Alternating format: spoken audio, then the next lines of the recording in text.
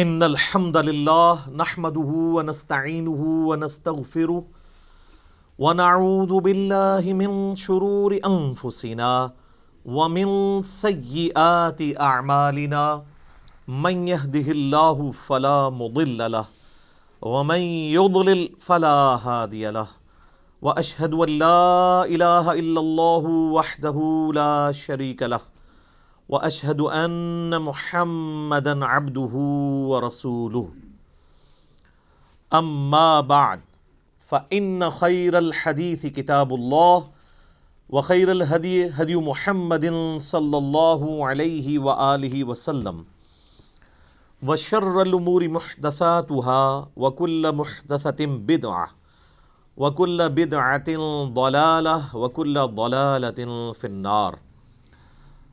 اعوذ باللہ السمیع العلیم من الشیطان الرجیم من ہمزہ ونفخہ ونفثہ بسم اللہ الرحمن الرحیم رب اشرح لی صدری ویسر لی امری واحلل عقدۃ من لسانی یفقہوا قولی. بسم اللہ الرحمن الرحیم ان اللہ وملائکتہ یصلون علی النبی یا ایہا الذین آمنوا صلوا علیہ وسلموا تسلیما.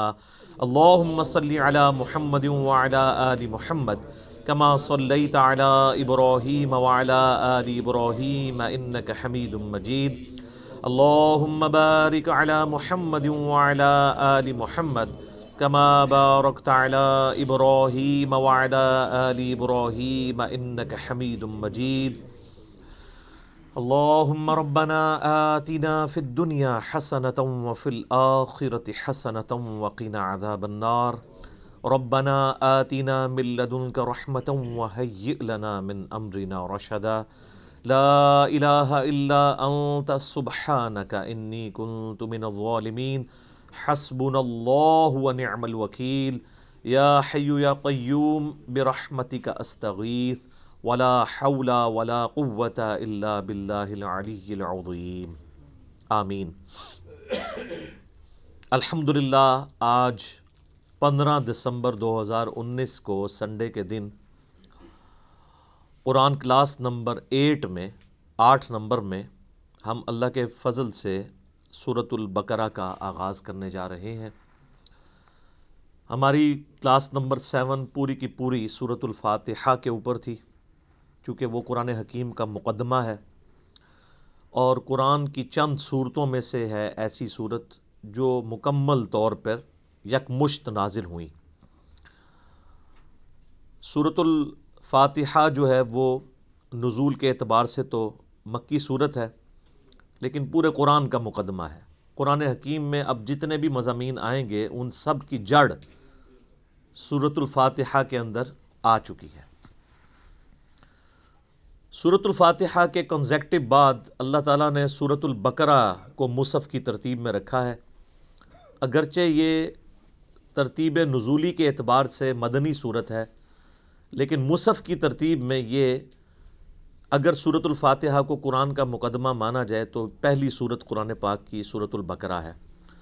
اپنے حجم کے اعتبار سے سب سے بڑی صورت ہے قرآن حکیم کی ہے، اور مضامین کی گہرائی کے اعتبار سے بھی اگر کوئی شخص سورۃ البقرہ مکمل کور کر لے تو اسے آلموسٹ پوری کے پورے قرآن پاک کی ڈاکٹرن کلیئر ہو جائے گی.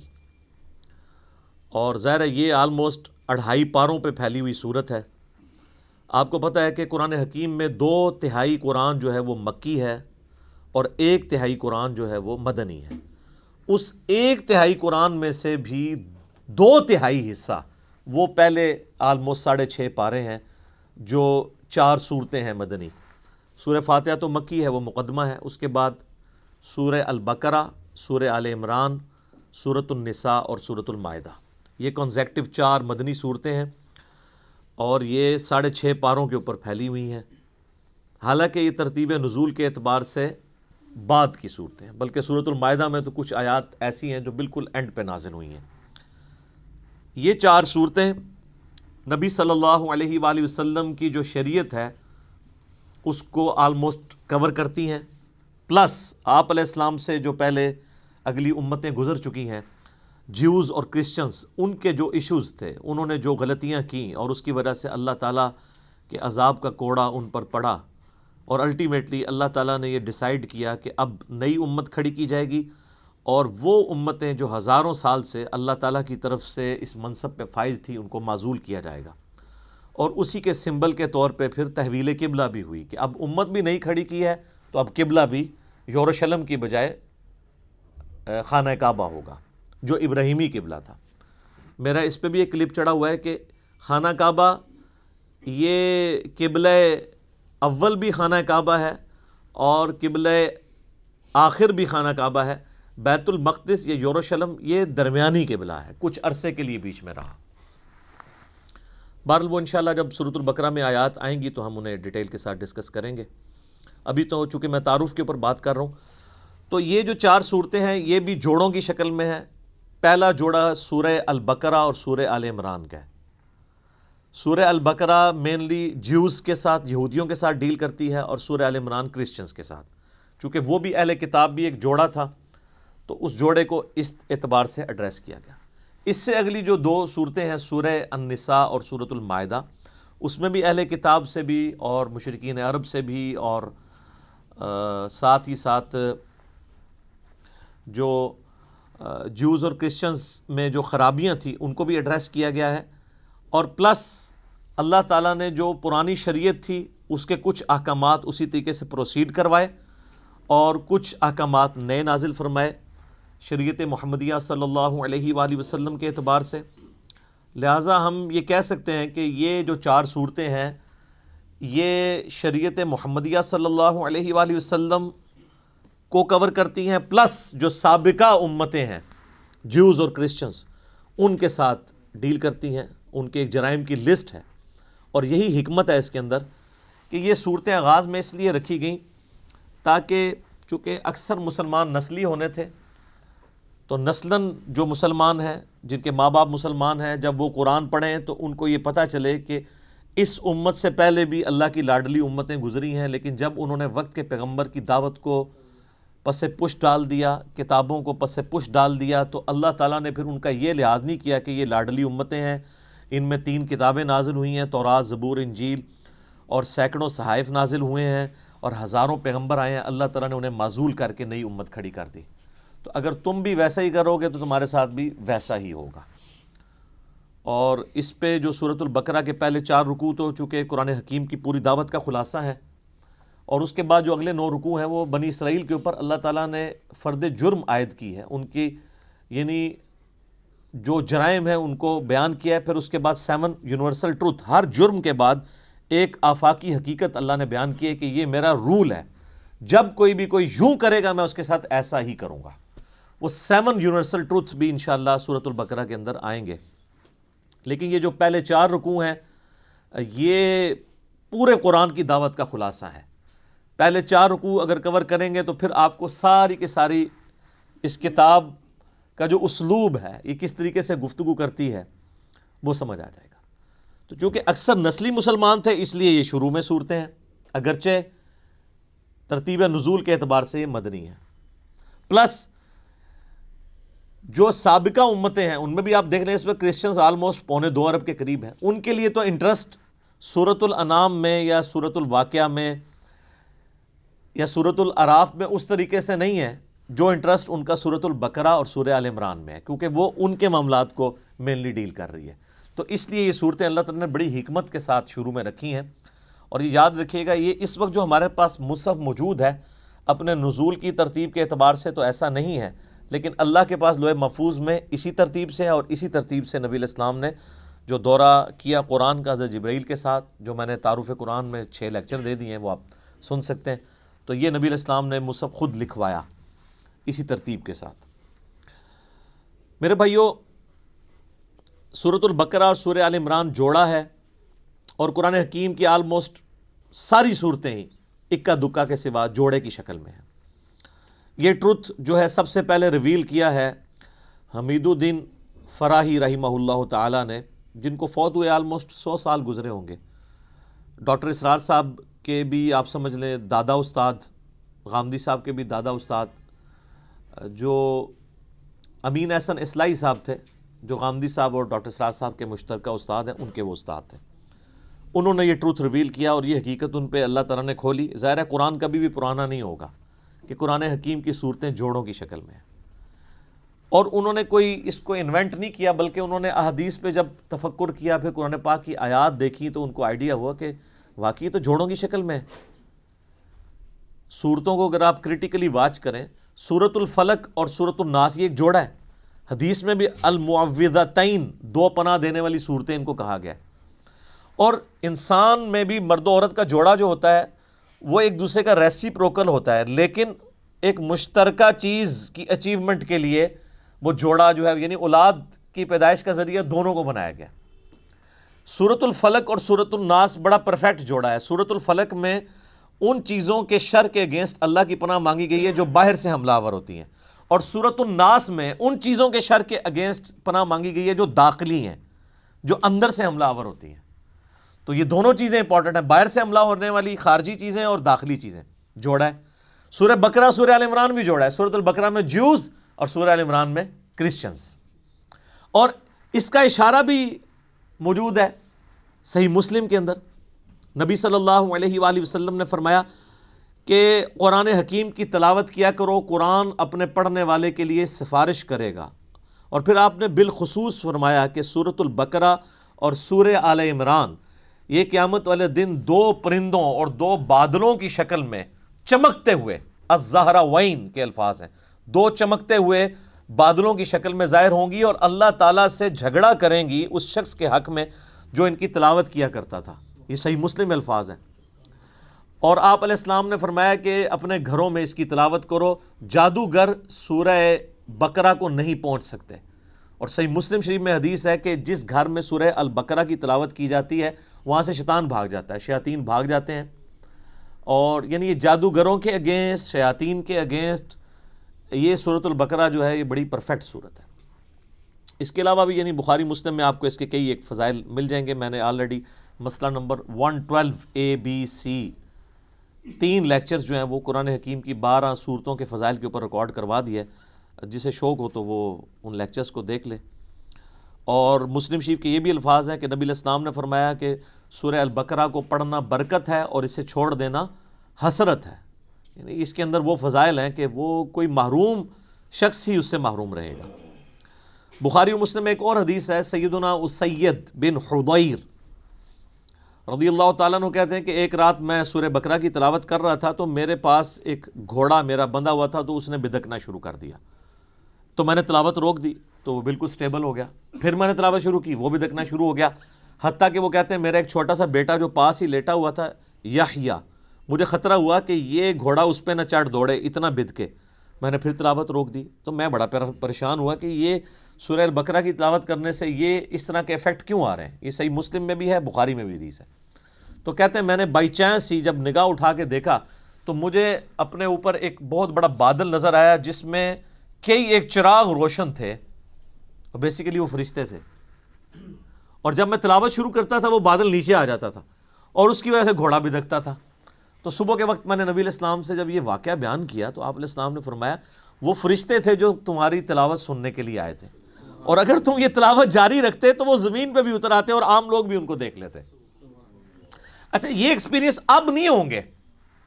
اس طرح کے ایکسپیرینسز نبی علیہ السلام کے مبارک دور میں اس لیے ہوتے تھے کہ اللہ تعالیٰ ایک نئی امت کھڑی کر رہا تھا. صحیح بخاری میں حدیث ہے، عبداللہ ابن مسعود کہتے ہیں کہ ہم نے نبی علیہ السلام کے ساتھ اس حال میں کھانا کھایا ہے کہ ہم جب لقمہ توڑ کے منہ میں ڈالنے لگتے تو ہم اس کی تسبیح کی آواز بھی سنا کرتے تھے. آپ ذرا امیجن کریں کہ آپ جناب کھانا کھاتے ہیں، نوالا آپ کے ہاتھ میں اور اس میں سے آواز آ رہی ہو سبحان اللہ وبحمدہ سبحان اللہ العظیم. اب یہ ایکسپیرینسز جو ہیں وہ صحابہ کرام کو اس لیے ہوتے تھے کہ اللہ تعالیٰ نے ان میں ایمان کوٹ کوٹ کے بھرنا تھا. وہ نئی امت کھڑی کی تھی سر، اس لیے پھر ان کا پیشن آپ نے دیکھا ہے نا کہ بڑی تھوڑی سی جماعت کے ساتھ انہوں نے دنیا کی سپر پاورز الٹ کے رکھ دی ہیں. ان کو ایک لمحے کے لیے بھی شک نہیں ہوا تھا کہ ہم جو ہیں وہ کسی غلط دعوت کو لے کے چل رہے ہیں. اسی لیے تو ان کا کانفیڈنس لیول عروج کے اوپر تھا. تو جب وہ اتنے دلیر لوگ جب ٹکراتے تھے تو سامنے لوگ تو ان کا مقابلہ نہیں کر سکتے تھے. سیدنا خالد بن ولید یعنی ان کی مبارک عادت تھی جب بھی میدان جنگ میں جاتے تھے تو اپنے مخالف کمانڈر کو یہ خط لکھا کرتے تھے کہ میں ایسی فوج تم سے لڑانے کے لیے لے کے آیا ہوں کہ جتنا تمہیں عورتوں سے اور شراب سے شغف ہے نا، اس سے زیادہ وہ اپنی موت کو عزیز رکھتے ہیں، کیونکہ ان کے لیے ایک جنت استقبال کر رہی ہے۔ قرآن میں جب آیا کہ بڑھو اس جنت کی طرف جس کی چوڑائی زمین و آسمان کے فاصلے کے برابر ہے، سورۃ الحدید میں، تو سر پھر یہی کچھ ہی ہوگا۔ تو ایسی قوم کا مقابلہ کون کر سکتا تھا؟ تو لیکن اس قوم کو ایمان بالغیب سے ایمان بالشہادہ تک پہنچانے کے لیے نبی علیہ السلام کے مبارک ہاتھوں سے ایسے معجزات کروائے گئے، یا آپ کی مبارک زندگی میں ایسے معجزے ظاہر ہوئے جس سے لوگوں کو یقین آ گیا کہ نبی علیہ السلام اللہ کے سچے پیغمبر ہیں۔ بخاری مسلم میں کتنی حدیثیں ہیں آپ کی مبارک انگلیوں سے پانی کے چشمے جاری ہوتے ہوئے صحابہ کرام نے دیکھے۔ اب اگر کوئی شخص پانی کے چشمے انگلیوں سے جاری ہوتے ہوئے دیکھ لے، اور ایک پیالے میں مبارک ہاتھ رکھنے سے، بخاری مسلم کے الفاظ ہیں، جابر بن عبداللہ کہتے ہیں کہ 1500 صحابہ نے وضو کیا، جانوروں کو پانی پلایا اور سٹور کر لیا، اور اللہ کی قسم وہ پانی اتنا تھا کہ ہم 1,00,000 بھی ہوتے نا تو پانی زیادہ تھا۔ اس وقت بہرحال ہم 1500 تھے۔ اب اس طرح کے بے شمار یعنی ایکسپیرینسز، میں نے اس کے اوپر پورا لیکچر دیا ہے، مسئلہ نمبر 131 ABCD، نبی علیہ السلام کے معجزات کے اوپر، اس کے بعد پھر کرامات، استدراج، علوین، یہ ساری چیزیں کیا ہیں، ان کو میں نے ڈسکس کیا۔ تو اس طرح کے ایکسپیرینسز اس وقت ہو جایا کرتے تھے۔ پھر صحیح مسلم کے اندر ایک حدیث ہے کہ قرآن حکیم کی جو آیت اعظم ہے، آپ علیہ السلام نے ابی ابن کعب سے پوچھا کہ بتاؤ قرآن کی سب سے عظمت والی آیت کون سی ہے؟ تو انہوں نے کہا اللہ لا الہ الا هو الحی القیوم۔ نبی علیہ السلام اتنے خوش ہوئے کہ آپ نے اپنا مبارک ہاتھ ان کے سینے پہ مارتے ہوئے کہا کہ ابو منذر، تمہیں تمہارا علم مبارک ہو، یعنی بڑی آبزرویشن ہے تمہاری کہ تم نے قرآن حکیم کی سب سے عظیم ترین آیت کو، یعنی نبی علیہ السلام کے بتائے بغیر انہوں نے آبزرو کر لیا کہ یہ آیت ہے۔ پھر وہ بخاری میں، وہ بھی سورۃ البقرہ میں ہے، آیت الکرسی، آیت نمبر 255 ہے سورۃ البقرہ کی۔ پھر بخاری میں وہ بڑی لمبی حدیث ہے جو انسانی شکل میں آ کے شیطان جو ہے وہ مال جو تھا، مال غنیمت کہہ لیں، بیت المال کی جو حفاظت کے لیے حضرت ابو ہریرہ کو نبی علیہ السلام نے جو ہے وہ رکھا ہوا تھا، تو رات کے وقت وہ شیطان انسانی شکل میں آتا تھا۔ الٹیمیٹلی جب وہ پکڑا گیا تو اس نے پھر حضرت ابو ہریرہ کو ایک رشوت کے طور پہ آپ کہہ لیں، مدنی رشوت، الیاس قادری صاحب اس طرح کی چیزوں کو استعمال کرتے ہیں نا، تو ایک چھٹکارے کے لیے اس نے کہا میں تمہیں ایک وظیفہ بتاتا ہوں، مجھے چھوڑ دو تم۔ ان کا میں تو نبی علیہ السلام کے پاس پیش کروں گا تمہیں۔ ان کو نہیں پتا تھا یہ شیطان ہے، انسانی شکل میں آیا تھا، کیونکہ اس ٹائم علم غیب نہیں ہوتا تھا، یہ تو بزرگوں کو بعد میں پتہ چل جاتا ہے نا۔ تو حضرت ابو ہریرہ کو تو علم غیب کوئی نہیں تھا۔ اب نبی علیہ السلام کے پاس جب آئے، آپ نے فرمایا تمہیں پتہ ہے یہ 3 راتوں سے جو تمہارا مہمان بنا ہوا تھا نا چوری کرنے کے لیے، جو بیت المال کی آیا تھا، وہ شیطان تھا۔ البتہ جو اس نے جاتے ہوئے یہ بات کی نا کہ قرآن حکیم میں ایک آیت ایسی ہے کہ اگر تم رات کو بسترے پہ جاتے وقت تلاوت کر لو تو صبح تک اللہ تعالیٰ تمہاری حفاظت پہ ایک فرشتہ مامور کر لے گا، تو وہ ہے تو جھوٹا تھا، اس نے بات سچی کی ہے۔ تو اس سے ایک اصولی بات پتہ چل گئی کہ اگر کوئی جھوٹا شخص بھی صحیح بات کرے نا تو بات کو لینا چاہیے، بندے کو چھوڑ دینا چاہیے۔ یہاں حالت یہ ہے کہ کوئی بندہ جو ہے وہ بات کرتا ہے تو کہتے ہیں اس کی داڑھی پوری نہیں ہے تو ہم اس کی بات نہیں مانیں گے، یہ ہمارے فرقے کا نہیں ہے ہم اس کی بات نہیں مانیں گے۔ وہ یہ دیکھو بات کیا کر رہا ہے، یہ نہ دیکھو بات کون کر رہا ہے۔ یہ نبی علیہ السلام نے ہمیں تعلیم دی ہے، اور مولویوں کی کامیابی کا راز یہی ہے کہ وہ اس حدیث کے اوپر عمل نہیں کرنے دیتے، وہ فوراً ڈکلیئر کرتے ہیں یہ تو بدعتی ہے، یہ تو گمراہ ہے، یہ رافضی ہے، یہ ناسبی ہے، یہ خارجی ہے، یہ بد مذہب ہے، اس سے بچنا ہے۔ تو سب سے بڑا بد مذہب اس روئے عرض پہ اگر کوئی ہو سکتا ہے تو شیطان ہی ہو سکتا ہے نا، اور کنفرم جہنمی اگر کوئی ہو سکتا ہے تو وہ شیطان ہے۔ تو نبی علیہ السلام فرمایا ہے جھوٹا ہے، بات سچی کی ہے۔ تو شیطان اگر سچی بات کرے تو لے لیں، تو اگر آپ ہمیں شیطان ہی سمجھتے ہیں تو تب بھی آپ بات دیکھیں، اب وہ بات آپ کے خلاف ہے تو یہ اسی طریقے سے ہے کہ وہ انگریز آپ کو آ کے کہے کہ جی سورہ بقرہ کی آیت نمبر 279 میں اللہ تعالیٰ نے ڈکلیئر کیا ہے اس شخص کو، اللہ اور اس کے رسول کی جنگ ہے اس کے خلاف جو سود کھاتا ہے۔ آپ کہیں جی چونکہ تو انگریز ہے اس لیے میں یہ بات نہیں مانتا، تو وہ آپ انگریز کا انکار کر رہے ہوں گے یا قرآن کا؟ قرآن کا۔ تو آپ کو یہ دیکھنا ہے کہ کتاب و سنت کی دلیل اس نے کیا پیش کی ہے، کیونکہ اگر آپ یہ قدغن لگا دیں گے تو پھر سر جو آپ اپنی پبلک پہ قدغن لگا رہے ہیں نا، تو لگانے والوں کو بھی گمراہ ڈکلیئر کیا ہوا ہے دوسرے فرقے والوں نے، پھر وہ بھی بالکل ٹھیک ہے۔ بریلوی پھر بالکل ٹھیک ہے کہ اہل حدیث کی بات نہیں سننی چاہیے، کیونکہ اہل حدیث جو کہہ رہے ہیں کہ بریلویوں کی بات نہیں سننی چاہیے۔ پھر سنی بالکل ٹھیک ہے کہ شیعہ کی بات نہیں سننی چاہیے، کیونکہ شیعہ بھی کہہ رہے ہیں کہ سنیوں کی بات نہیں سننی چاہیے۔ تو اس امام میں سارے کے سارے ہی ننگے ہیں۔ تو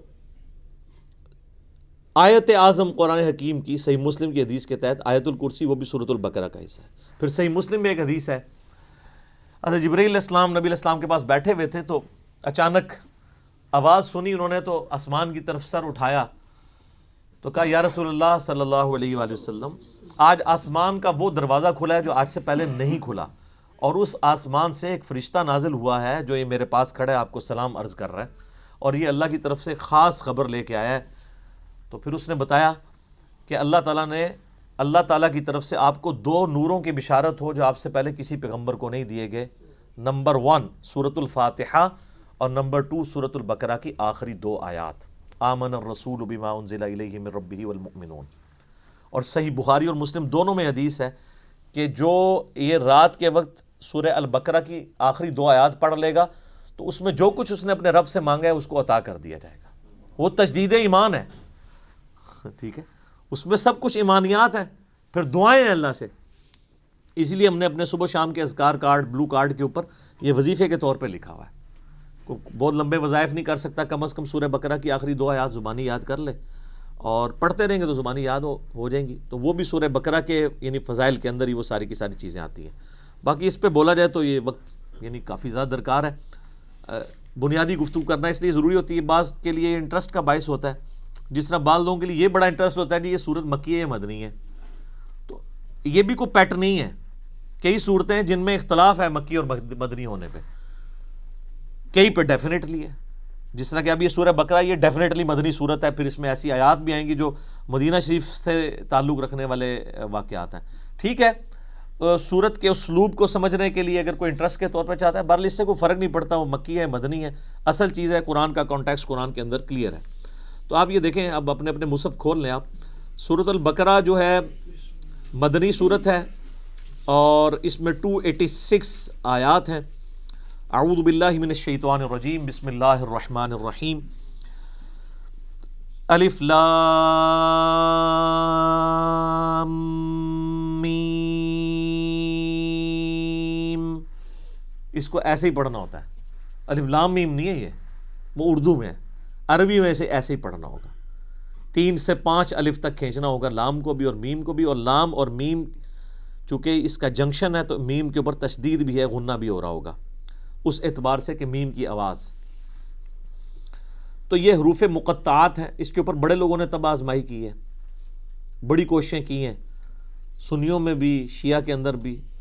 ہمارے قریبی دوست ہیں، شیعہ عالم دین ہیں، ثاقب اکبر صاحب، جو ملی یکجہتی کونسل کے سیکٹری بھی ہیں، انہوں نے ایک پوری کتاب لکھی ہے حروف مقطعات کے اوپر۔ انہوں نے سارے اقوال جو اہل سنت کے ہاں بھی تھے، اہل تشیع کے ہاں بھی تھے، ان سب کے سب اقوال کو جمع کیا ہے۔ الٹیمیٹلی رزلٹ یہ ہے کہ یہ اللہ اور اس کے نبی علیہ السلام کے درمیان جو ہے کوڈ ورڈز ہیں، اور کچھ الفاظ کو تو ہم قرآن حکیم کی روح سے ان کا مطلب بھی جان سکتے ہیں، اور عربی میں اس وقت عربی لنگوسٹک کے اندر مستعمل تھا اس طرح کے کوڈ ورڈز یوز کرنا، تو اس لیے کبھی بھی مشرکین عرب نے اس کے اوپر اعتراض نہیں کیا کہ یہ اس کا مطلب بتایا جائے ہمیں، کیونکہ ان کے بھی کوڈ ورڈز چلتے تھے، کچھ کا بتا بھی دیا گیا، جس طرح کہ جو سورہ نون ہے، سورۃ القلم بھی جسے کہتے ہیں، پارہ نمبر 29 میں، تو اس میں صاحب الحوت کا ذکر آیا، یعنی مچھلی والے، کون؟ سیدنا یونس علیہ السلام۔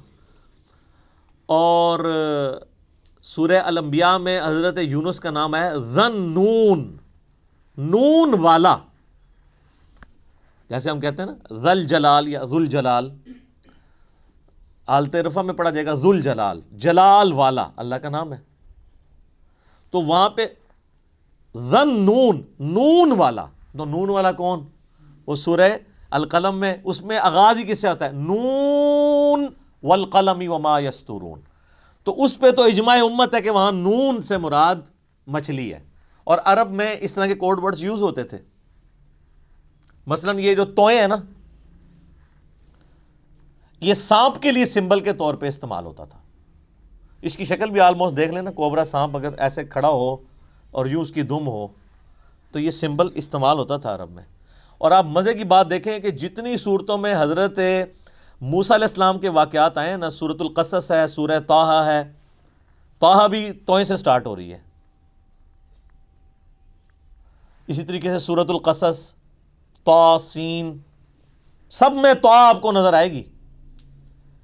تو اس اعتبار سے کسی حد تک آئیڈیا، لیکن چونکہ یہ انٹرسٹ کی چیزیں ہیں، اس سے کوئی قرآن پاک کی تعلیمات میں فرق نہیں پڑتا. سورہ ال عمران کی آیت نمبر 7 ہے کہ محکمات ہیں اور متشابہات ہیں. محکمات جو ہیں وہ کتاب کی اصل ہیں، ان کے اوپر توجہ دو، اور جو متشابہات ہیں ان کا معاملہ چھوڑ دو، ان کے اوپر ایمان لے کے آؤ. بس اللہ کے حضور دعا کرتے ہیں اہل ایمان، ربنا لا تزغ قلوبنا بعد اذ ہدیتنا وہب لنا من لدنک رحمہ انک انت الوہاب. آمین. تو اسی طریقے سے یعنی بڑے بڑے لوگوں نے، یعنی اہل تشیع جو ہیں وہ ذاکرین، علماء نہیں یہ حرکت کرتے، ذاکرین الف لام میم سے آل محمد مراد لیتے ہیں. اور اسی طریقے سے بعض جو اہل علم ہیں شیعہ اور سنیوں کے ہاں، وہ کہتے ہیں الف جو ہے یہ اللہ کے لیے ہے، اور جو میم ہے یہ محمد کے لیے ہے، اور لام جو ہے وہ جبریل کی جو لام ہے نا اینڈ پہ. اور وہ کہتے ہیں یہ چیز یعنی اسٹیبلش تھی کہ جب کوئی کسی کی طرف خط لکھتا تھا نا، تو اس کے کوڈ ورڈ کے طور پہ جو لکھنے والا ہے اس کے نام کا بھی پہلا حرف لیا جاتا تھا، اور جس کی طرف لکھا جاتا ہے اس کے نام کا بھی پہلا حرف لیا جاتا تھا، اور جو بیچ میں میسنجر ہوتا تھا لے کے جانے والا اس کے نام کا آخری حرف ہوتا تھا. تو وہ بالکل فٹ ان بیٹھتا ہے. اللہ کا پہلا حرف الف، اور محمد کا پہلا حرف میم صلی اللہ علیہ وآلہ وسلم، اور جبرائیل کا آخری حرف لام. تو یہ بڑے لوگوں نے اس کے اوپر کام کیا ہے. ایون امام ابن تیمیہ نے بھی اس کے اوپر کافی طب آزمائی کی ہے، بڑے لوگوں نے کیا ہے. تو اتنی گفتگو کافی ہے میرا خیال ہے. اصل تو میسج کو سمجھنے کی ضرورت ہے. ذالک الکتاب لا ریب فیہ، یہ وہ کتاب ہے جس میں شک کی کوئی جگہ نہیں ہے. دیکھیں کتنے جاہ و جلال کے ساتھ کتاب اوپن ہو رہی ہے. کانفیڈنس لیول آپ کتاب کا دیکھیں. کتاب سٹارٹ ہو رہی ہے کہ بھئی یہ کتاب جو آپ پڑھنے جا رہے ہو کوئی شک نہیں. کوئی شک کیوں نہیں؟ اس کی وجہ یہ کہ اس کتاب کے اندر جو کانفیڈنس اور جو سچائیاں بیان ہوئی ہیں نا، وہ اپنا آپ منوا لیتی ہیں. اور اس میں یہ بھی امپلائڈ تھا کہ جو سابقہ امتیں ہیں نا، جیوز اور کرسچنز، ان کو اس میں کوئی شک نہیں ہے. جس طرح کہ سورہ الانعام میں آتا ہے کہ نبی علیہ السلام کو ایسے پہچانتے ہیں جس طرح اپنے بیٹوں کو. اور سورۃ الاعراف میں آتا ہے کہ یہ اس نبی کو، نبی امی کو اپنے اندر پا رہے ہیں جس کی صفات وہ تورات اور انجیل کے اندر پڑھتے تھے. یعنی یہ کتاب کوئی شک نہیں ہے کہ یہ وہی کتاب ہے. مراد یہ کہ یہ وہی کتاب ہے جس کی پروفیسیز تورات اور انجیل کے اندر موجود تھی. کوئی شک نہیں ہے. ان معنوں میں بھی بے شک یہ وہی کتاب ہے جس کا تمہیں انتظار تھا، اور ان معنوں میں بھی کہ یہ اللہ کی طرف سے نازل ہوئی ہے، اس میں کوئی کنٹراڈکشن نہیں ہے، یہ اللہ کی کتاب ہے. دونوں اعتبار سے یہ شک سے پاک ہے. جو سورہ النساء کی آیت نمبر 82 میں بھی آگے چل کے آئے گا کہ اگر قرآن کسی اور کی طرف سے آتا اللہ کے سوا تو تم اس میں بڑا اختلاف کثیر پاتے. یعنی اس کی آیات آپس میں ٹکرا رہی ہوتی، ایک مضمون کچھ اور کہہ رہا ہوتا، دوسرا اس کے بالکل اپوزٹ. تو اتنی موٹی کتاب بغیر ٹکراؤ کے یہ اللہ کا کلام ہے. اور پھر اس کا جو کانفیڈنس لیول ہے نا، یہ کئی لوگوں کو بڑا اپیل کرتا ہے. یہ عبد الرحیم گرین جو ہے نا، مسلمان ہوئے ہیں نا، جو اس وقت انگلینڈ کے اندر بہت بڑے ایک مسلمان اسکالر ہیں، وہ ایسا بندہ ہے کہ یعنی اس وقت جتنے لوگ مسلمان ہوئے ہیں نا، بڑے ہائی ٹیر پہ لوگ، ان میں اس طرح کا بندہ کوئی نہیں ہے. یوسف ایسٹس اگر ہیں تو یوسف ایسٹس جو تھے امریکن یعنی پروٹیسٹنٹ ایک پریسٹ تھے، وہ مسلمان ہوئے ہیں. لیکن یہ جو عبد الرحیم گرین ہے نا، اس نے دنیا کے سارے مذاہب پریکٹیکلی پھرے ہیں. یہ 4 سال تک بدھسٹ بھی رہے ہیں، کرسچن بھی رہے ہیں، سارے مذاہب پھر کے اینڈ پہ یہ اسلام کی طرف آئے ہیں. آپ ان کی لائف سٹوری بھی انگلش میں رکھی ہوئی ہے جو انہوں نے سنائی ہے. تو وہ عبد الرحیم گرین کہتے ہیں کہ جب مجھے قرآن یعنی جب میں نے پڑھنا شروع کیا نا، تو میں یعنی قرآن پاک کے کانفیڈنس سے بڑا متاثر ہوا کہ یہ بڑے یعنی پیشن کے ساتھ بات کرتا ہے. نمبر 1.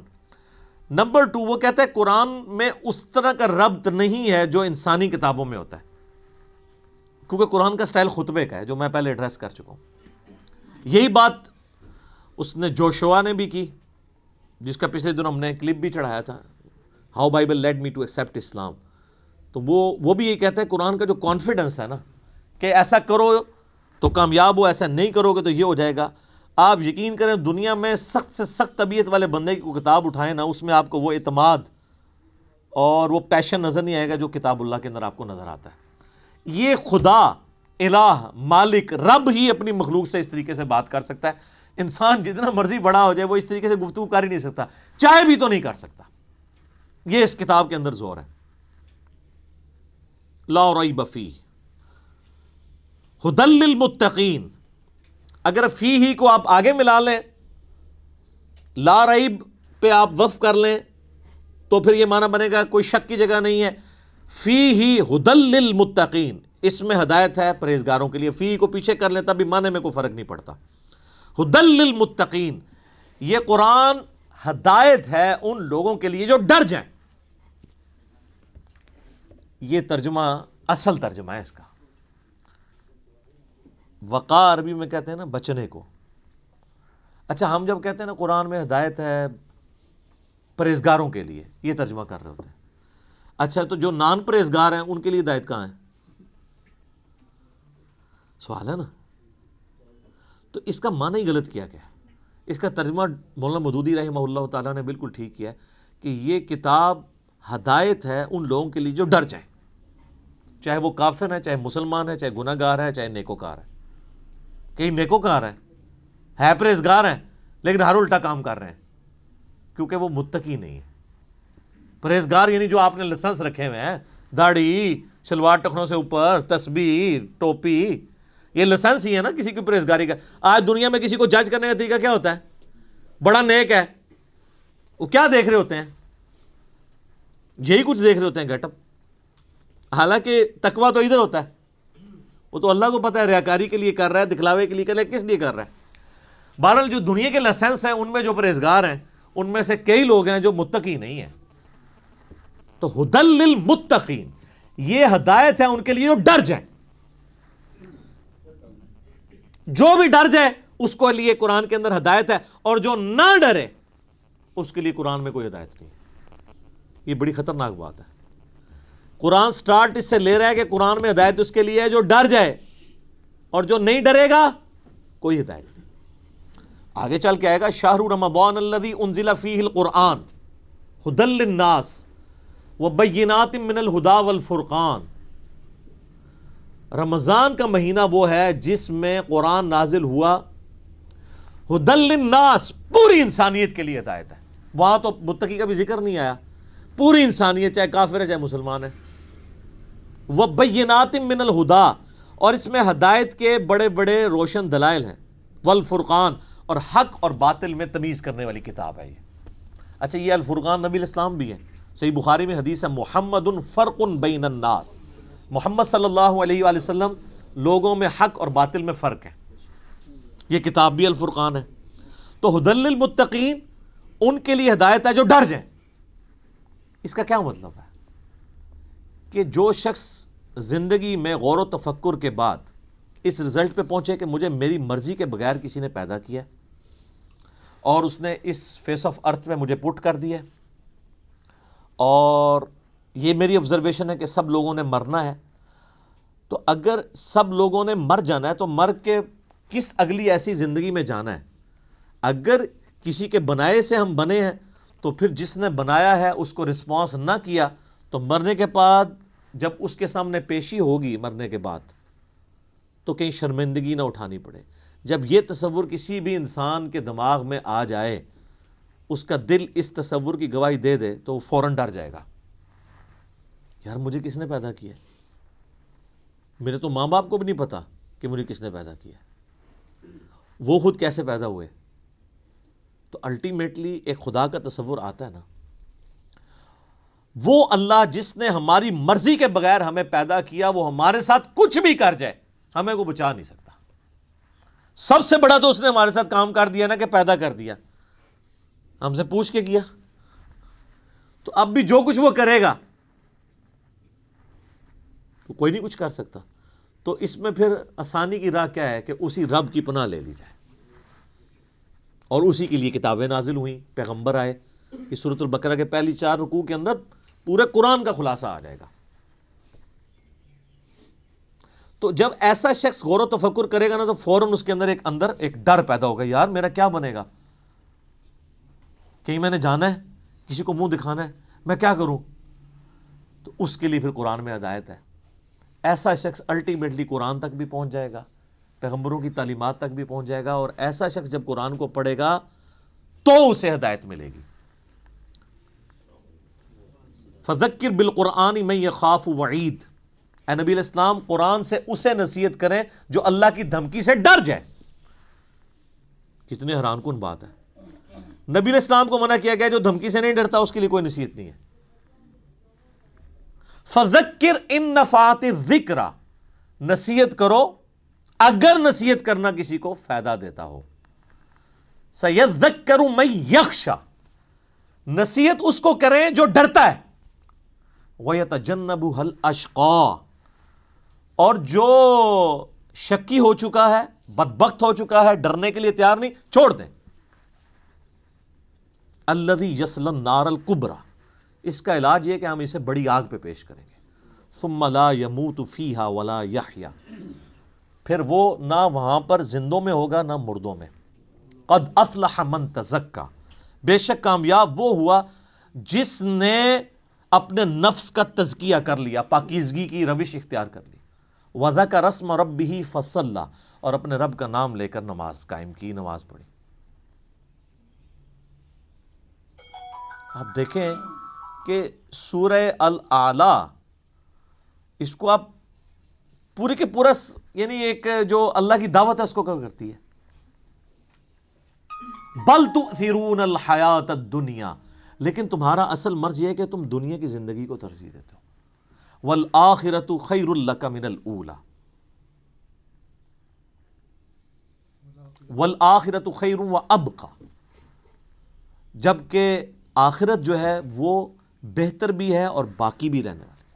ان ھذا لفی الصحف الاولی، یہی ایک یونیورسل ٹروتھ اور کانٹے کی اصل بات تھی جو قرآن سے پہلے صحیفوں میں بھی نازل ہوئی تھی. صحف ابراہیم و موسیٰ، چاہے وہ ابراہیم کے صحائف ہوں چاہے موسیٰ علیہ السلام کے صحائف، ایک ہی کانٹے کی بات تھی. کیا؟ بل تؤثرون الحیات الدنیا والآخرۃ خیر وابقی. اب یہ بھی سر پھر ہم صحیح کہتے ہیں نا کہ کتابوں کا خدا اور ہے اور بابوں کا خدا اور. یہ کتابیں ڈسکس ہو رہی ہیں.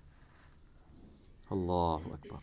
الذین یؤمنون بالغیب، وہ ڈر جانے والے لوگ کون ہیں؟ ان کی نشانی آئی ہے کہ وہ غیب پر ایمان رکھتے ہیں. غیب کہتے ہیں ان سین چیز کو. جو غیب پر ایمان نہیں رکھتا اس کے لیے قرآن میں کوئی ہدایت نہیں ہے. اچھا غیب پہ سب نے ایمان رکھا ہوا ہے، لیکن جب ان سے پوچھیں گے تو پتا چلے گا واقعی رکھا ہوا ہے. کسی بھی شخص سے اگر آپ پوچھیں کہ یہ جو دنیا کا سارے کا سارا نظام چل رہا ہے ایک بڑا سسٹمیٹک وے سے چل رہا ہے، یہ آرگنائزڈ ہے. اب تو جس طرح سائنس نے ترقی کی ہے، پہلے تو وہ زمانہ تھا لوگ کہتے تھے مٹی سے خود بخود ڈڈو بن کے نکل آتے ہیں. نہ اس وقت لوگوں کو ڈی این اے اسٹرکچر کا پتہ تھا، نہ جینز کا. اب تو لوگ کہتے ہیں نا جی نہ جناب یہ تو پاسبل ہی نہیں ہے، زمین و آسمان کی ساری مخلوقات مل کے مٹی سے ڈڈو نہیں بنا سکتی، یہ بنانے سے بن رہا ہے، انڈے میں سے چوزا بنانے سے نکل رہا ہے. تو یہ اتنے آرگنائز چیز ہے. وہ کہتے ہیں نہیں جی کوئی ایک سپریم بینگ یا کوئی سپر نیچرل ایجنسی ہے جس نے ہر چیز کو ایک ٹریک کے اوپر چڑھایا ہوا ہے کہ ایک بیج بوتے ہیں 6 ارب گنا بڑا درخت بن جاتا ہے. اس بیج کے اندر جو زندگی ہے پھر اس کے اندر کس طریقے سے وہ پرفارم کرتا ہے، پتے پھر پھول نکلتے ہیں، پھر پھل بنتا ہے، پانی کے ذریعے کیا کچھ ہو رہا ہے. یعنی ایک تو ایک ٹاپک ہے، اس پہ گھنٹوں بولا جا سکتا ہے. یہ ساری جو فزیکل فنومینا آف نیچر ہے، قانون قدرت ہے، جب ان کو آبزرو کرتا ہے نا تو غیب پہ سارے ایمان رکھے ہیں کہ نہیں یار کوئی چلا رہا ہے. پوچھیں کدھر ہے؟ وہ کہتے ہیں ہمیں نظر نہیں آ رہا، لیکن وہ ایسا باطن ہے کہ اس سے زیادہ ظاہر کوئی نہیں ہے، اور ایسا ظاہر ہے کہ اس سے زیادہ باطن کوئی نہیں ہے. اللہ اپنی قدرتوں سے کتنا ظاہر ہے لیکن سب سے پوشیدہ ہے. تو یہ سب کچھ غیب کی طرف انسان کو لے جاتا ہے. تو وہ یقین کیے ہوئے ہیں ڈر جانے والے لوگ کہ یار کسی کے کرنے سے ہو رہا ہے. یہ جو ہارمنی ہے یونیورس کے اندر، سر اب جو کچھ ہمیں پتہ چل رہا ہے سائنس کی برکت سے تو انسان پریشان ہو جاتا ہے کہ یہ نظام چل رہا کیسے ہے. میں آپ کو صرف یہ بتاتا ہوں کہ سائنٹسٹ کہتے ہیں کہ اس کائنات میں اتنا بیلنس ہے کہ اگر ایک بال پوائنٹ کو اس کی نوک پہ کھڑا کر دیا جائے, یہ پاسبل ہے کہ نوک پہ کھڑا ہو جائے؟ بہت ہی زیادہ کوئی سوفسٹیکیٹڈ بیلنس ہو تو یہ پاسبل ہے, اور یہ 1 ارب سال یوں کھڑی رہے, گرے نا. اس سے زیادہ بیلنس جو ہے نا وہ اس کائنات میں ہے, اور یہ balance millions of fine tunings کے ساتھ چل رہا ہے. ایک ایک فائن ٹیون اگر خراب ہو جائے نظام نہیں چل سکتا. یعنی پانی کو اگر آپ دیکھیں تو پانی کی جتنی پراپرٹیز ہیں, کیمیکل پراپرٹیز, فزیکل پراپرٹیز, ہر ایک فائن ٹیون ہے. اس کی گریوٹی ڈسٹرب ہو جائے ختم. یہ فضا کے اندر جو آکسیجن اور نائٹروجن کی مقدار ہے, نائٹروجن زیادہ ہو جائے یا آکسیجن کم ہو جائے, کوئی زندہ رہ سکتا ہے؟ یہ بھی ایک فائن ٹیوننگ ہے. سورج کا زمین سے فاصلہ, یہ بھی فائن ٹیوننگ ہے. پھر سورج اور زمین کے درمیان جو اللہ تعالیٰ نے لیئرز رکھی ہیں, 99.99% ہارمفل ریز ہیں سورج کی, وہ نیچے آتی نہیں ہیں, راستے میں ریپیل ہو جاتی ہیں. کچھ اگر کراس بھی کرتی ہیں ارتھ میگنیٹک فیلڈ کی وجہ سے ریپیل ہو جاتی ہیں, اور صرف وہی آتی ہیں. سر سائنٹسٹ کہتے ہیں کہ یہ میریکل پلانٹ بنایا گیا ہے اس لیے کہ یہاں پہ زمین پہ انسانیت کو آباد کیا جائے. وہ کہتے ہیں یہ پلان کے بغیر ہو ہی نہیں سکتا. اس کو لائف کے لیے, لائف ایگزسٹ کرنے کے لیے فیزیبل بنایا گیا ہے. وہ کہتے ہیں سپریم بی یا مدر نیچر, کوئی بھی نام دے دیں, الٹیمیٹلی غیب پہ سب کے سب لوگ ایمان رکھتے ہیں. تو سر جب وہ اس طرح کے غیب پر ایمان رکھنے والے لوگ ہوں گے تو پھر الٹیمیٹلی ان کے اندر ایک کوالٹی پیدا ہو جائے گی کہ وہ اس گاڈ کو رسپانس کریں گے. وہ کہیں گے بس سب کچھ پھر تو ہی تو ہے, تیرے لیے سب کچھ ہونا چاہیے. تو وہ اگلی بات ہے, وَيُقِيمُونَ الصَّلَاةَ, نماز قائم رکھتے ہیں. پھر وہ نماز پڑھتے نہیں ہیں, نماز پڑھنے والے بہت ہیں, قائم رکھنے والے بہت تھوڑے ہیں. یعنی نماز کا پھر حق ادا کرتے ہیں. ایک تو اس میں ظاہر ہے سب سے بہتر چیز وہی ہے, یعنی پاکیزگی کا اعتبار سے اور پھر پروٹوکول سے نماز پڑھنا. پھر اس کے بعد نماز پڑھنے کے بعد جب آپ حقوق العباد کے معاملات میں آئیں گے تو آپ واقعی جس خدا کو آپ نماز کے اندر مانے ہوئے تھے, نماز کے باہر بھی اسی خدا سے ڈرتے ہوئے آپ ہیرا پھیری نہیں کریں گے, ڈنڈی نہیں ماریں گے, رشتہ داروں کے حقوق نہیں دبائیں گے, ماں باپ کے ساتھ بد اخلاقی نہیں کریں گے, بیوی بچوں کے حقوق نہیں سلب کریں گے, کسی کی جائیداد نہیں ہتھیائیں گے, کسی کو دھوکہ نہیں دیں گے, دودھ میں پانی نہیں ملائیں گے, حرام خوری نہیں کریں گے. یہ سب کی سب چیزیں نماز قائم کروا رہی ہوں گی آپ سے. تو نماز قائم کرتے ہیں. اور یہ جو الصلاۃ ہے نا جی, اس کا ترجمہ ویسے انگلش میں لوگ پریئر کر دیتے ہیں. پریئر اپروپریٹ ٹرانسلیشن بن ہی نہیں سکتی الصلاۃ کی. اردو میں ہم یا فارسی میں نماز کہتے ہیں. الصلاۃ بیسیکلی ورشپ ہے. ہم اللہ کی پریئر نہیں کرتے, ورشپ بھی کرتے ہیں پلس پریئر.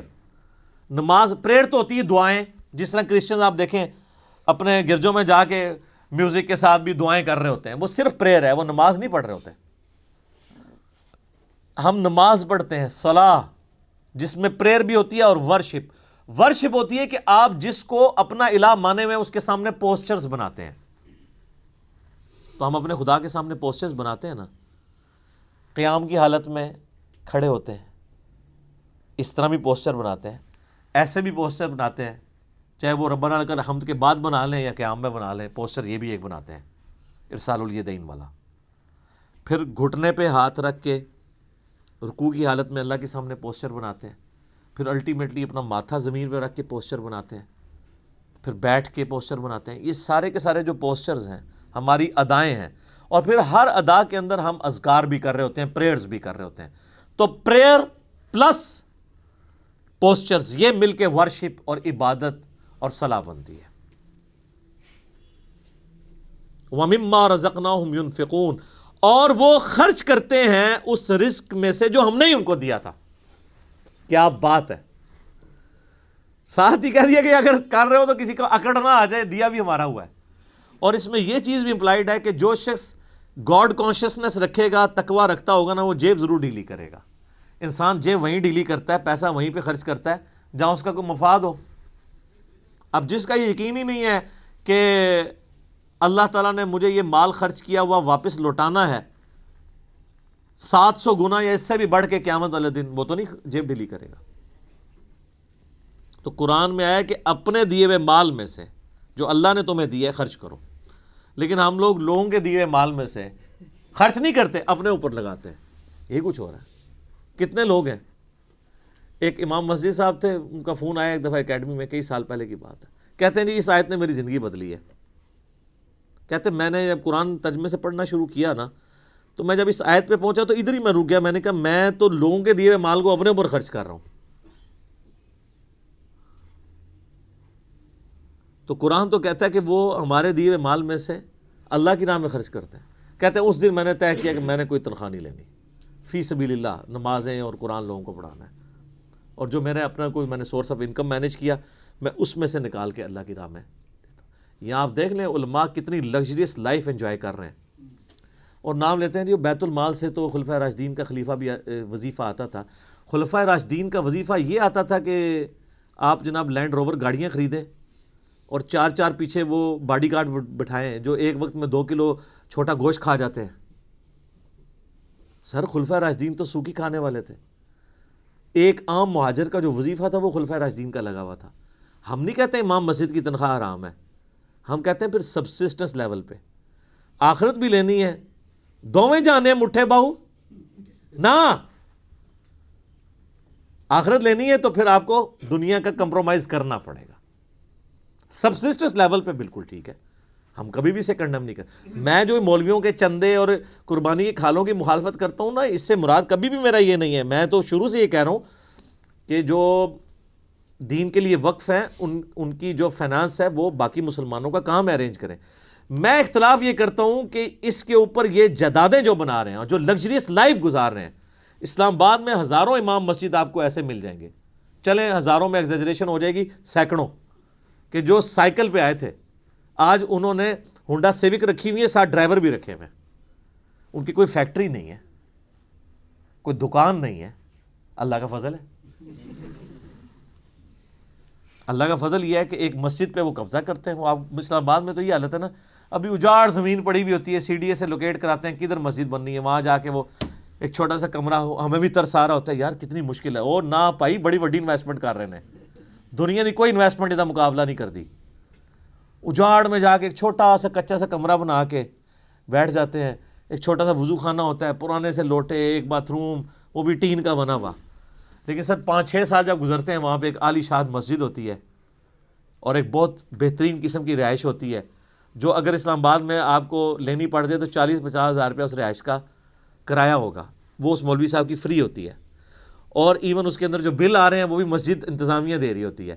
لاکھ روپے کا ایک ایوریج پیکج وہ لے رہا ہوتا ہے، تنخواہ جو ہے وہ تو ویسے ہی ہوتی ہے نا چونگا۔ اور اس کے علاوہ جو جمعے کی نماز کے بعد جو لوگ ویسے مٹھی میں رکھ کے چلے جاتے ہیں وہ علادہ سے، ٹھیک ہے نا۔ تو یعنی ایک پورا ایک سسٹم ہے جو اس کے اوپر چل رہا ہے۔ تو ہم کہتے ہیں سبسسٹنس لیول کے اوپر لائف گزاریں، پھر آپ نام لیں خلفائے راشدین کا۔ لیکن اچھا آپ کو واقعات تو سنائیں گے کہ حضرت عمر سے پوچھ لیا جی وہ کرتا کیسے سلوایا آپ نے، تو یہ جو واقعہ سنا رہے ہیں اسی سے وہاں کھڑے ہو کے نا سر آپ نے یہ گاڑی کہاں سے لی ہے، تو اس کے وہ دہشت گرد قسم کے مریدین آپ کو پکڑ لیں گے کہ آپ کو تمیز نہیں بات کرنے کی، یعنی اس کا مطلب ہے یہ سیدنا عمر سے بھی بڑا اپنے آپ کو سمجھتے ہیں۔ دیکھیں نا، تو پھر ہمیں واقعات کیوں سناتے ہیں آپ اگر خود آپ عمل نہیں کرتے؟ تو اللہ کے دیے ہوئے مال میں سے اس کی راہ میں خرچ کرتے ہیں۔ بخاری مسلم میں حدیث ہے، انسان کہتا ہے میرا مال میرا مال میرا مال، اور تیرا مال تو نبی علیہ السلام فرمایا وہ ہے جو تو نے کھا لیا یا پہن کے بوسیدہ کر لیا یا اللہ کی راہ میں خرچ کر کے قیامت والے دن کے لیے سٹور کر لیا اللہ کے ڈیوائن بینک میں، باقی تو تیرے ورثہ کا مال ہے۔ بخاری اور مسلم دونوں میں حدیث ہے کہ انسان کے 3 دوست ہیں، ایک ہی قبر میں ساتھ جاتا ہے، وہ اس کے اعمال ہیں، باقی اس کا مال اور اس کے رشتہ دار وہ باہر ہی رہ جاتا ہے۔ تو جس نے ساتھ جانا ہے اس کے ساتھ پھر پکی یاری لگانی چاہیے نا۔ اللہ اکبر۔ نبی علیہ السلام کی حدیث ہے بخاری اور مسلم میں، نبی علیہ السلام نے فرمایا اے اللہ محمد اور آل محمد کو بس اتنا ہی رزق دینا کہ ان کی روح اور جسم کا رشتہ برقرار رہے۔ کیوں؟ آپ علیہ السلام زیادہ مال کو اوائڈ کرتے تھے، آپ کی فقر کی زندگی تھی، اور یہ فقر اڈاپٹڈ تھا۔ اما عائشہ کہتی ہیں خیبر کے بعد تو وسعت ہو گئی تھی، لیکن حضور کی وفات تک ہماری حالت ہے، بخاری مسلم دونوں میں حدیث ہے، بعض اوقات 1 مہینہ، بعض اوقات 2، بعض اوقات 3 مہینے بھی ہمارے گھر میں چولہا نہیں جلتا تھا، 2 کالی چیزوں، کھجور اور پانی پہ گزارا ہوتا تھا، اور کھجور بھی کوئی پیٹیاں یا ٹوکرے نہیں، 2 کھجوریں صبح اور 2 شام کو بس، اور 1 میٹھا پانی کا پیالہ صبح اور 1 شام کو، یہ ٹوٹل رزق تھا۔ میٹھا پانی اس وقت ایک ایشو تھا، دور سے بھر کے لانا پڑتا تھا۔ اور اس میں مجھے بتائیں، حضور کی بیویاں حضور سے شکایت نہ کرتی تو کیا کرتی؟ لیکن جب شکایت کی، سورۃ العذاب میں اللہ تعالیٰ نے ڈانٹ پلائی، ایسی ڈانٹ پلائی کہ یہاں تک کہا کہ اے نبی ان کو کہو کہ میں تمہیں مال دے کے چھوڑ دیتا ہوں۔ ہائے ہائے ہائے! اور حضور آئے ہیں، بخاری مسلم کے الفاظ ہیں، کہ عائشہ جاؤ اپنے باپ سے مشورہ کرنا ہے کر لو، اللہ نے تو مجھے کہہ دیا اگر تم اس طرح ہی فقر کی زندگی گزارنا چاہتی ہو میرے ساتھ رہو، تو ادروائز میں تمہیں چھوڑ دیتا ہوں مال دے کے۔ انہوں نے کہا میں اللہ، اس کا رسول اور آخرت کو چاہتی ہوں۔ وہ قرآن میں یہ آیا تھا، اگر تم اللہ، اس کے رسول اور آخرت کو چاہتی ہو تو پھر اسی طریقے سے نبی کے ساتھ گزارا کرو۔ تو آپ کی بیویاں اگر آپ کے ساتھ غصہ کھائیں نا تو صبر کیا کریں۔ نبی کی بیویاں، نبی کی تربیت یافتہ بیویاں، ان کے ساتھ اگر یہ معاملہ ہو سکتا ہے تو ہماری بیویاں تو پھر ان سے بہت دور ہیں۔ تو یہ فقر کی زندگی نبی علیہ السلام کی اسی لیے اڈاپٹڈ تھی۔ والذین یؤمنون بما انزل الیک، اے نبی علیہ السلام وہ لوگ ہیں جو ایمان لاتے ہیں اس پر جو آپ کی طرف نازل ہوا، وما انزل من قبلک، اور اس پر بھی جو آپ سے پہلے نازل ہوا۔ اچھا، ادھر یہ نہیں آیا کہ اور اس پر بھی جو آپ کے بعد نازل ہوگا، اس کا مطلب ہے کہ نبوت ختم ہو چکی ہے۔ وَبِالْآخِرَةِ هُمْ يُوقِنُونَ، اور آخرت کی زندگی کے اوپر وہ یقین رکھتے ہیں۔ سر دیکھیں، کتابوں پر ایمان لاتے ہیں اور آخرت پر کیوں؟ آخرت پہ ایمان لانا کافی نہیں ہے، یقین ہونا ضروری ہے۔ یقین نہیں ہوگا آپ کا قبلہ درست نہیں ہوگا۔ یقین کو آپ اسی طریقے سے سمجھ لیں کہ اگر آپ کو کہیں نا کہ یار استری، گرم استری کو اگر ہاتھ لگ جائے نا تو ہاتھ جل جاتا ہے، اور کسی کا جلا ہوا ہاتھ دکھا بھی دیا جائے تو صرف ایمان ہی ہوگا یہ آپ کا، کیونکہ آپ نے خود جلتے ہوئے نہیں دیکھا۔ یقین کے لیے آپ کو استری کے اوپر ہاتھ رکھنا پڑے گا، گرم استری پہ۔ اس کے بعد جو آپ کو یقین آئے گا تو آپ ٹھنڈی استری کو بھی ہاتھ نہیں لگائیں گے، چیک کریں گے نا۔ تو یہ ہے یقین، آخرت کا یقین انسان کا قبلہ درست کرتا ہے، ایمان والا معاملہ۔ اچھا، قادیانی اس کے اندر بھی جو ہے وہ 2 نمبری کرتے ہیں۔ وہ بالآخرۃ ہم یوقنون میں وہ کہتے ہیں کہ یہ جو آخرہ اس سے مراد ہے جو اس کے بعد نازل ہوا، حالانکہ وہ قرآن کے اسلوب میں بیٹھتا ہی نہیں ہے۔ ویسے کوئی بےمانی کرنا شروع کر دے علیحدہ بات ہے، وہ تو قرآن اپنے اسلوب میں بالکل کلیئر ہے۔ اب اس میں دیکھ لیں آپ، عقیدہ توحید بھی کلیئر ہے، عقیدہ رسالت بھی کلیئر ہے، کیونکہ آیا کہ ایمان لاتے ہیں جو تم پہ نازل ہوا، اور عقیدہ آخرت بھی۔ جو بنیادی اسلام کے 3 عقائد ہیں وہ سورہ بقرہ کے، میں نے کہا تھا پہلے 4 رکوع جو ہیں نا وہ قرآن کی دعوت کا خلاصہ ہیں، آلموسٹ 40 کے قریب آیات، لیکن پہلی 4 آیات کے اندر ہی کتنی مضامین کی گہرائی موجود ہے۔ تو آپ سے پہلے یعنی تورات اور انجیل اور باقی صاحب یعنی اولڈ ٹیسٹمنٹ، نیو ٹیسٹمنٹ، اس میں بھی ایمان لاتے ہیں، اور آپ پہ جو نازل ہوا۔ ظاہر ہے کہ جوز اور کرسچنز کو چونکہ یہ پتہ تھا کہ اللہ کی کتاب ہے، پروفیسیز موجود تھیں۔ ایون آج کی آپ انجیل مقدس اٹھائیں، جو انارکلی سوسائٹی، جو بائبل سوسائٹی جو ہے انارکلی لاہور، اس میں اولڈ ٹیسٹمنٹ، نیو ٹیسٹمنٹ اور صحائف جو ہیں وہ بنی اسرائیل کے پیغمبروں کے، انہوں نے انجیل مقدس کے نام سے آلموسٹ اتنی والیوم کی ہے، لیکن وہ باریک رائٹنگ ہے، قرآن سے 3 گنا بڑی وہ کتاب ہے۔ آپ اس میں ابھی بھی آپ اولڈ ٹیسٹمنٹ میں تورات کے اندر چلے جائیں، ڈیوٹرانومی چیپٹر نمبر 18 کی جو ہے وہ آیت نمبر 18 پڑھ کے دیکھ لیں۔ اے موسیٰ علیہ السلام، میں تیرے ان کے یعنی امتیوں کے بھائیوں میں سے تیری مانند ایک رسول اٹھاؤں گا، تو وہ یعنی بنو اسرائیل میں سے نہیں بلکہ بنو اسماعیل میں سے۔ میں قرآن کے تعارف میں اس کے اوپر چونکہ بول چکا ہوں، آپ دیکھیں۔ اسی طریقے سے گاسپل آف جان جو ہے نیو ٹیسٹمنٹ میں، اس میں چیپٹر نمبر 15 سے لے کے 18-19 تک آپ کو نبی علیہ السلام کے علاوہ کے حوالے سے پروفیسیز ملیں گی حضرت عیسیٰ علیہ السلام کی، کہ جی مجھے تم سے ابھی بہت کچھ کہنا ہے لیکن تم اس کے متحمل نہیں ہو۔ جب وہ دنیا میں ہستی تشریف لائیں گی، میں تمہارے آسمانی جو باپ ہے یعنی خدا سے یہ بات کروں گا کہ وہ ہستی تم میں آئے اور وہ تمہیں وہ چیزیں سکھائیں گی جس کے ابھی تم متحمل نہیں ہو، وہ اللہ تعالیٰ ان کے منہ میں اپنا کلام ڈالے گا. وہ اپنی خواہش نفس سے کچھ نہیں کہیں گی، وہ وہی کہیں گی جو اللہ ان کو وہی کرے گا. وہی جو ہم کہتے ہیں نا وَمَا يَنطِقُ عَنِ الْهَوَىٰ إِنْ هُوَ إِلَّا وَحْيٌ يُوحَىٰ. تو نبی علیہ السلام، اور اس میں الفاظ ہیں کہ وہ دنیا میں میرا نام روشن کریں گی. حضرت عیسیٰ علیہ السلام کا نام پھر دیکھیں کیسا روشن ہوا ہے. ان کے اوپر جو جیوز نے تہمتیں لگائی تھیں وہ اس کتاب نے دور کی، اور کرسچنز نے جو ان کے نام پہ شرک کھڑا کیا تھا اس کو بھی دور کیا. تو حضرت عیسیٰ ابن مریم علیہ السلام، اللہ تعالیٰ نے اس قرآن کے ذریعے ان کا نام دنیا میں روشن کیا. اسی لیے آپ دیکھیں اس وقت جو سب سے زیادہ نان مسلم ہو رہے ہیں نا وہ کرسچنز ہیں، کیونکہ مسلمز ہی اونلی بلیورز ہیں on the face of earth, Christians کے علاوہ جو حضرت عیسیٰ کو پیغمبر مانتے ہیں. یہودی تو ان کو دجال کہتے ہیں نعوذ باللہ، اور وہ ایک مسیح کے انتظار میں ہے جو آ کے جا چکا ہے. اب جب دجال آئے گا اس کو وہ مسیح مان لیں گے، حالانکہ جو ان کی کتابوں میں مسیح تھا وہ عیسیٰ ابن مریم تھے جن کو انہوں نے انکار کر دیا. اور کرسچنز نے ان کے بارے میں ڈیوینٹی کلیم کر دی، کسی نے خدا کا بیٹا کہہ دیا اور کسی نے کہہ دیا یہ خود ہی خدا ہیں. اللہ تعالیٰ نے ان تمام نظریات کا رد اس کتاب میں کر کے حضرت عیسیٰ علیہ السلام کی صفائی پیش کی، صحیح عقائد بتائے، جوز کی غلطیاں ہائی لائٹ کی، کرسچنز کی وہ انشاءاللہ آگے شروع ہوں گا. اب آگے جو ہے وہ انسانیت میں جو 3 گروہ ہیں ان کا ذکر آئے گا، کہ یہ تو ایمان والے جو گروہ ہیں ان کے بارے میں، بلکہ ایک آیت اس کے ساتھ آپ اگر جوڑ ہی لیں تاکہ یہ مضمون مکمل ہو جائے. اگلی آیت جو ہے نا اولئک علی ھدی من ربہم واولئک ھم المفلحون، ایسے ہی لوگ اپنے رب کی طرف سے ہدایت پہ ہیں اور ایسے ہی لوگ کامیاب ہونے والے ہیں.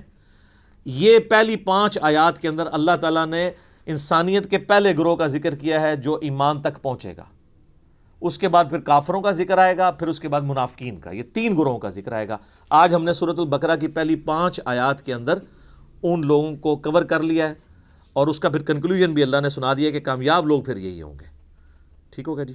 سبحانک اللہم وبحمدک اشہد ان لا الہ الا انت استغفرک واتوب الیک. اللہم صلی علی محمد وعلی آل محمد کما صلیت علی ابراہیم وعلی آل ابراہیم انک حمید مجید. اللہم بارک علی محمد وعلی آل محمد کما بارکت علی ابراہیم وعلی آل ابراہیم انک حمید مجید. اللہ تعالیٰ سے دعا ہے جو حق بات میں نے کہی اللہ تعالیٰ ہمارے دلوں میں راسخ فرمائے. اگر جذبات میں میرے منہ سے کوئی غلط بات نکل گئی اللہ تعالیٰ ہمیں معاف بھی کر دے، ہمارے دلوں سے محو کر دے، ہمیں کتاب و سنت کی تعلیمات پر عمل کر کے دوسرے بھائیوں تک پہنچانے کی توفیق عطا فرمائے. سبحانک اللہم وبحمدک اشہد ان لا الہ الا انت استغفرک واتوب الیک وما علینا الا البلاغ المبین. جزاکم اللہ خیرا.